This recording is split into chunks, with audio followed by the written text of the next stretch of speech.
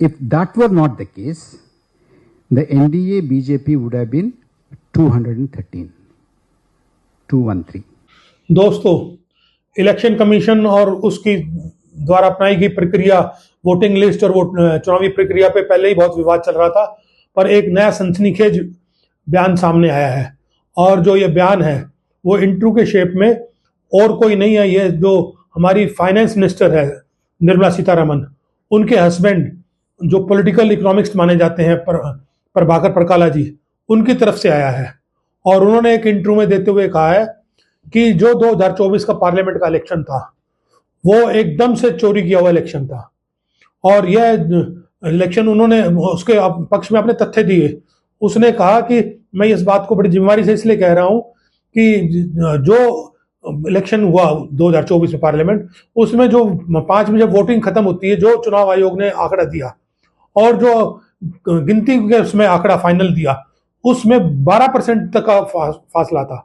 मतलब कि किसी स्टेट में 11, किसी में 12, किसी में 14, किसी में 5, किसी में 8, मतलब कुल मिला के जो एवरेज बैठती थी वो 12% के करीब बैठती थी।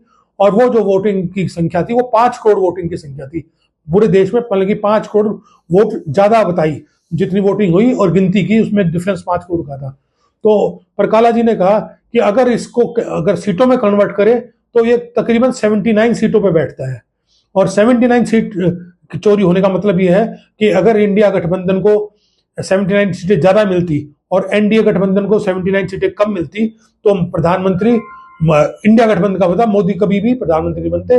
बल्कि उनका सीधा सीधा इल्जाम ये है कि जो है प्रधानमंत्री चोरी की वोट से प्रधानमंत्री बने हैं, ये इलेक्शन चोरी किया गया।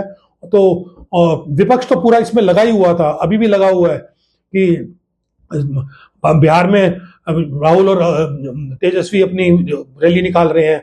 उत्तर प्रदेश में अखिलेश ने कह रखा है कि मैंने 14,000 एफिडेविट दे दिए, उसकी कोई सुनवाई नहीं हुई। ममता बनर्जी इस बारे में पूरा विरोध कर रही है, सारी पार्टियां मिलकर कर रही हैं। और साउथ में स्टालिन भी इस मोर्चा संभाले हुए है। पर मैं ये समझ नहीं आ रहा कि बीजेपी वाले जो है फाइनेंस मिनिस्टर के हस्बैंड को नहीं समझा पा रहे कि ये चुनाव आयोग फेयर है, निरपेक्ष है। तो इस बात को देख के अब ये मामला बहुत सीरियस हो गया है। अब जरूर चुनाव आयोग को अपनी साख पे सोचना चाहिए। धन्यवाद, जय हिंद।